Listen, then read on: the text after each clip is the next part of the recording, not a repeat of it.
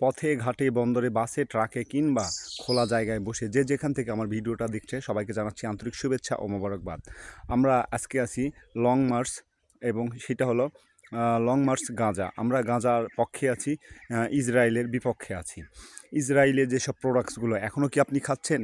আপনি কি এখনও বিক্রি করতেছেন? আপনার কি একটু হুঁশজ্ঞান হবে না? যারা এখনও ইসরায়েলি প্রোডাক্টসগুলো বিক্রি করে তারা ইসরায়েলের বংশধর।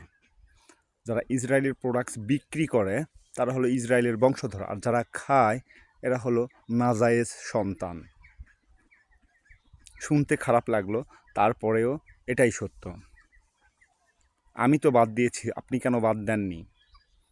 এই ছোট ছোট বাচ্চাদের রক্তগুলো খেতেই হবে আপনাদের? আপনার টাকা দিয়েই ওখানে বোমা মারতিছে। সবাই ভালো থাকুন, সুস্থ থাকুন, আর ফিলিস্তিনিদের জন্য একটু হলেও দোয়া করুন।